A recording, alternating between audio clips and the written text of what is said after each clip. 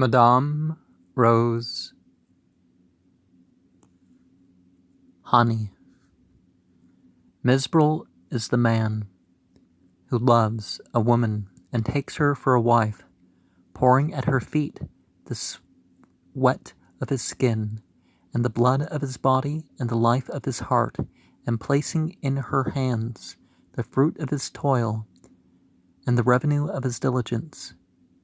For when he slowly wakes up, he finds that the heart which he endeavored to buy is given away freely and in sincerity to another man for the enjoyment of its hidden secrets and deepest love.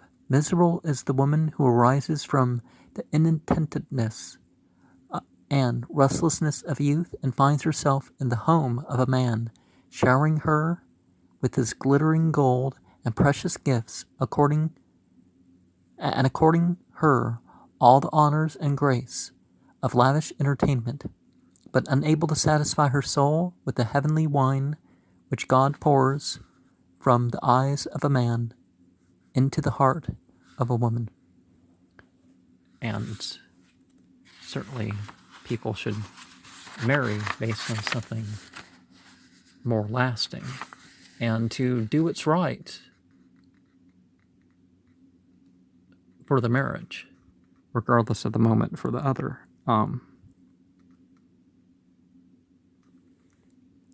I knew Rashid Bey Naman since I was a youngster. He was a Lebanese born and reared in the city of Beirut, being a member of an old and rich family which preserved the tradition and glory of his ancestry. Rashid was fond of citing incidents that dealt mainly with the nobility of his forefathers. In his routine life, he followed their beliefs and customs which, at that time, prevailed in the Middle East. Rashid Bey Naman was generous and good-hearted, but like many of the Syrians, looked only at the superficial things instead of reality. Well, amongst any people really nowadays. He never hearkened to the dictates of his heart, but busied himself in obeying the voices of his environment. He amused himself with shimmering objects that blinded his eyes and heart to life's secrets.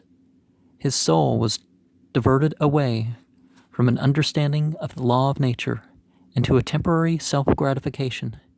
He was one of those men who hastened to confess their love or disgust to the people, and then regretted their impulsiveness when it was too late for recall, and then shame and ridicule befell them instead of pardon or sanction.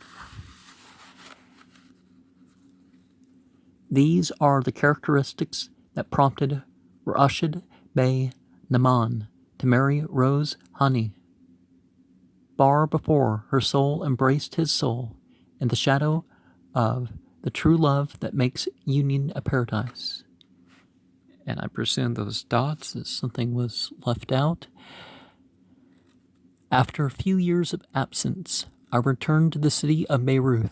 As I went to visit Rashid Bey Naman, I found him pale and thin. On his face one could see the specter of bitter disappointment. His sorrowful eyes bespoke his crushed heart and melancholy soul. I was curious to find the cause for his miserable plight. However, I did not hesitate to ask for explanation and said, "What became of you, Rashid? Where is the radiant smile and the happy countenance that accompanied you since childhood? Has death taken away from you a dear friend? Or have the black nights stolen from you the gold you have amassed during the white days? In the name of friendship, tell me what is causing this sadness of heart and weakness of body." He looked at me ruefully, as if I had revived to him some secluded image of beautiful days.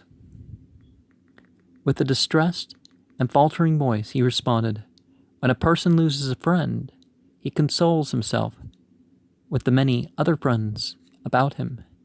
If he loses his gold, he meditates for a while and casts misfortune from his mind, especially when he finds himself healthy and still laden with ambition. But when a man loses the ease of his heart, where can he find comfort? And with what can he replace it? What mind can master it?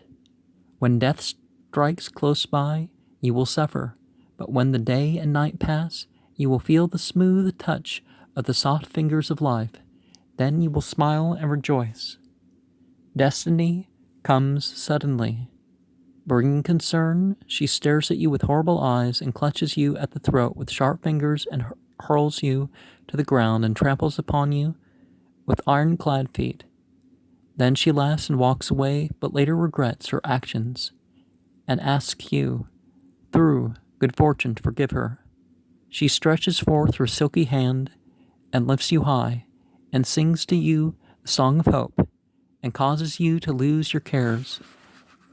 She creates in you a new zest for confidence and ambition. If your lot in life is a beautiful bird that you love dearly, you gladly feed to him the seeds of your inner self and make your heart his cage and your soul his nest. But while you are affectionately admiring him and looking upon him with the eyes of love, he escapes from your hands and flies very high. Then he descends and enters into another cage and never comes back to you. What can you do? Where can you find patience and condolence? How can you revive your hopes and dreams? What power can still your turbulent heart? Having uttered these words with a choking voice and suffering spirit, Rashid Bey Naman stood, shaking like a reed between the north and south wind. He extended his hands as if to grasp something with his bent fingers and destroy it. His wrinkled face was livid. His eyes grew larger as he stared a few moments, and it seemed to him as if he saw a demon appearing from non-existence to take him away. Then he fixed his eyes on mine, and his appearance suddenly changed. His anger was converted into keen suffering and distress, and he cried out, saying, "It is the woman whom I rescued from between the deathly paws of poverty. I opened my coffers to her and made her envied by all women for the beautiful raiment and precious gems and magnificent carriages drawn by spirited horses. The woman whom my heart has loved and at whose feet I poured my affection. The woman to whom I was a true friend, sincere companion, and a faithful husband. The woman who betrayed me and departed me for another man to share with him destitution and partake his evil bread, kneaded with shame and mixed with disgrace. The woman I loved, the beautiful bird whom I fed, and to whom I made my heart a cage, and my soul a nest, has escaped from my hands and entered into another cage. That pure angel who resided in the paradise of my affection and love now appears to me as a horrible demon descended into the darkness to suffer for her sin, and cause me to suffer on earth for her crime." He hid his face with his hands, as if wanting to protect himself from himself, and became silent for a moment. Then he sighed and said, "This is all I can tell you. Please do not ask anything further. Do not make a crying voice at my calamity, but let it rather be mute misfortune. Perhaps it will grow in silence and deaden me away so that I may rest at last with peace." I rose with tears in my eyes and mercy in my heart and silently bade him goodbye. My words had no power to console his wounded heart, and my knowledge had no torch to illuminate his gloomy self. And as much as there is a personal factor, people wronged themselves. It wasn't your fault that someone did you wrong.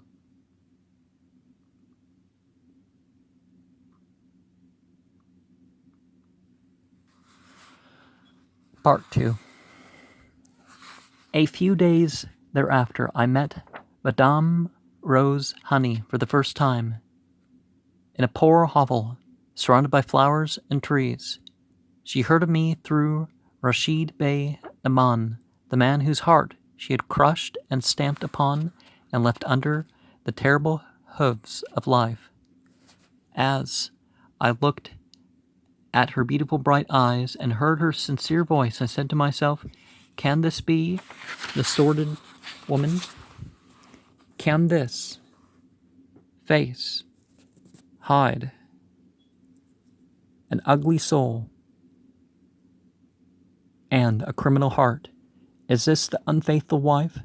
Is this the woman of whom I have spoken evil and imagined as a serpent disguised in the form of a beautiful bird? Well, you can't tell good or evil by looking at someone.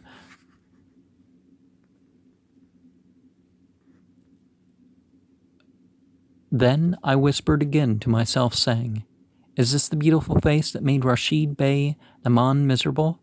Haven't we heard that obvious beauty is the cause of many hidden distresses and deep suffering?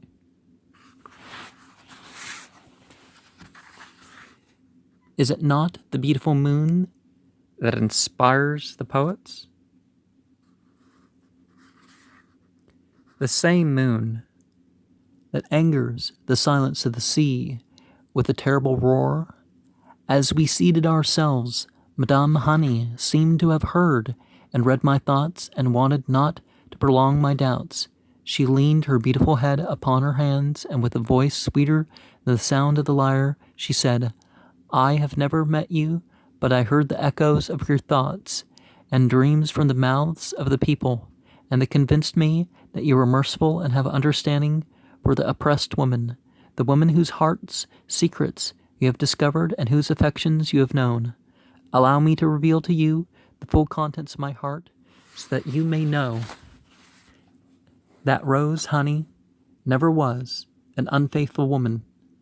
I was scarcely 18 years of age when fate led me to Rashid Bey Naman, who was then 40 years old. He fell in love with me, according to what the people say, and took me for a wife and put me in his magnificent home, placing at my disposal servants and maids, and dressing me with expensive clothes and precious gems. He exhibited me as a strange rarity at the homes of his friends and family. He smiled with triumph when he saw his contemporaries looking upon me with surprise and admiration. What did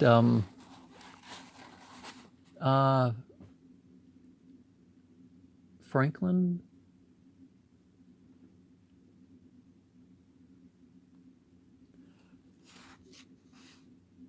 Oh, who was that rowdy colonial figure? Benjamin Franklin, yeah. He said, if you show off your wife and your wallet, you're likely to have both taken from you. Something to that effect. He lifted his chin high with pride when he heard the ladies speak of me with praise and affection, but never could he hear the whispers, is this the wife of Rashid Bey Naman, or his adopted daughter? And another one commenting, if he had married at the proper age, his firstborn would have been older than Rose Hanie. All that happened before my life had awakened from the deep swoon of youth, and before God inflamed my heart with the torch of love, and before the growth of the seeds of my affections. Yes, all this transpired during the time when I believed that real happiness came through beautiful clothes and magnificent mansions. When I woke up from the slumber of childhood, I felt the flames of a sacred fire burning in my heart, and a spiritual hunger gnawing at my soul, making it suffer. When I opened my eyes, I found my wings moving to the right and left, trying to ascend into the spacious firmament of love, but shivering and dropping under the gusts of the shackles of laws that bound my body to a man before I knew the true meaning of that law. I felt all these things and knew that a woman's happiness does not come through man's glory and honor, nor through his generosity and affection, but through love that unites both of their hearts and affections, making them one member of life's body, and one word upon the lips of God. When truth showed herself to me, I found myself imprisoned by law in the mansion of Rashid Bey Naman, like a thief stealing his bread and hiding in the dark and friendly corners of the night. I knew that every hour spent with him was a terrible lie written upon my forehead with letters of fire before heaven and earth. I could not give him my love and affection in reward for his generosity and sincerity. I tried in vain to love him, but love is a power that makes our hearts. Yet, our hearts cannot make that power. I prayed and prayed in the silence of the night before God to create in the depths of my heart a spiritual attachment that would carry me closer to the man who had been chosen for me as a companion throughout life. My prayers were not granted because love descends upon our souls by the will of God and not by the demand or plea of the individual. Now see if it was made part of the relationship with God rather than, being about the person. Thus, I remained for 2 years in the home of that man, envying the birds of the field their freedom, while my friends envied me my painful chains of gold. I was like a woman who is torn from her only child, like a lamenting heart existing without attachment, like an innocent victim of the severity of human law. I was close to death from spiritual thirst and hunger. One dark day, I looked behind the heavy skies. I saw a gentle light pouring from the eyes of a man who was walking forlornly on the path of life. I closed my eyes to that light and said to myself, O my soul, darkness of the grave is thy lot. Do not be greedy for the light. Then I heard a beautiful melody from heaven that revived my wounded heart with its purity. But I closed my ears and said, O my soul, the cry of the abyss is thy lot. Do not be greedy for heavenly songs. I closed my eyes again so I could not see, and shut my ears so that I could not hear. But my closed eyes still saw that gentle light, and my ears still heard that divine sound. I was frightened for the first time and felt like the beggar who found a precious jewel near the Emir's palace and could not pick it up on account of fear or leave it because of poverty. I cried, a cry of a thirsty soul who sees a brook surrounded by wild beasts and falls upon the ground, waiting and watching fearfully. Then she turned her eyes away from me, as if she remembered the past that made her ashamed to face me. But she continued, those people who go back to eternity before they taste the sweetness of real life are unable to understand the meaning of a woman's suffering. No, suffering's not quite the same as difficulty, is it? Especially when she devotes her soul to a man she loves by the will of God, and her body to another whom she caresses by the enforcement of earthly law. It is a tragedy written within the woman's blood and tears, which the man reads with ridicule because he cannot understand it. Well, men are tempted too. Yet, if he does not understand, his laughter will turn into scorn and blasphemy that act like fire upon her heart. It is a drama enacted by the black nights upon the stage of a woman's soul, whose body is tied up into a man, known to her as husband. Ere she perceives God's meaning of marriage, she finds her soul hovering about the man whom she adores by all agencies of pure and true love and beauty. It is a terrible agony that began with the existence of weakness in a woman, and the commencement of strength in a man. I will not end unless the days of slavery and superiority of the strong over the weak are abolished. It is a horrible war between the corrupt law of humanity and the sacred affections and holy purpose of the heart. In such battlefield I was lying yesterday. But I gathered the remnants of my strength and unchained my irons of cowardice and untied my wings from the swaddles of weakness and arose into the spacious sky of love and freedom. Today I am one with the man I love. He and I sprang out as one torch from the hand of God before the beginning of the world. There is no power under the sun that can take my happiness from me, because it emanated from two embraced spirits, engulfed by understanding, radiated by love, and protected by heaven. Well, just because it happens doesn't mean it's divinely sanctioned. She looked at me as if she wanted to penetrate my heart with her eyes in order to discover the impression of her words upon me, and to hear the echo of her voice from within me. But I remained silent, and she continued. Her voice was full of bitterness, of memory, and sweetness, of sincerity and freedom, when she said, "The people will tell you that Rose Hanie is a heretic and an unfaithful woman who followed her desires by leaving the man who elated her into him and made her the elegance of his home. They will tell you that she is an adulteress and a prostitute who destroyed with her filthy hand the wreath of a sacred marriage and replaced it with a besmirched union woven of thorns of hell."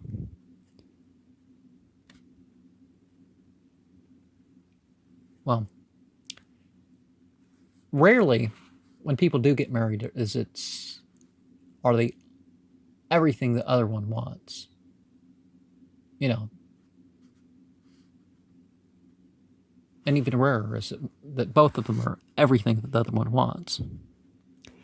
They will tell you more than that, because the ghosts of their fathers are still living in their bodies. They are like the deserted caves of the mountains, that echo voices whose meanings are not understood. They neither understand the law of God nor comprehend the true intent of veritable religion, nor distinguish between a sinner and an innocent. They look only at the surface of objects, without knowing their secrets.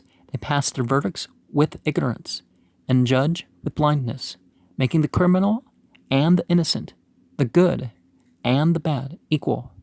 Woe to those who prosecute and judge the people.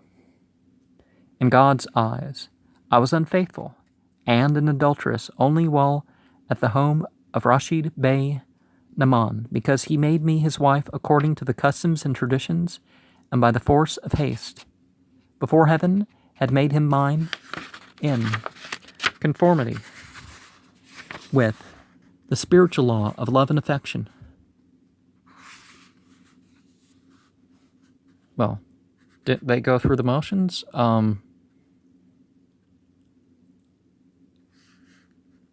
But perhaps convinced her without wooing her, is the point. I was a sinner in the eyes of God and myself when I ate his bread and offered him my body in reward for his generosity.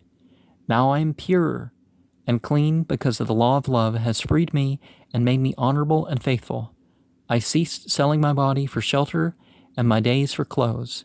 Yes, I was an adulteress and a criminal when the people viewed me as the most honorable and faithful wife. Today I am pure and noble in spirit, but in their opinion I am polluted, for they judge the soul by the outcome of the body and measure the spirit by the standards of matter. Well, Yeah, her intentions weren't quite there. We can admit that. Then she looked through the window and pointed out with her right hand toward the city, as if she had the ghosts of corruption and the shadow of shame among its magnificent buildings. She said pityingly, "Look at those majestic mansions and sublime palaces, where hypocrisy resides. In those edifices, and between their beautifully decorated walls, resides treason beside putridity. Under the ceiling, painted with melted gold, lives falsehood beside pretension. Notice those gorgeous homes that represent happiness, glory, and domination. They are not but caverns of misery and distress."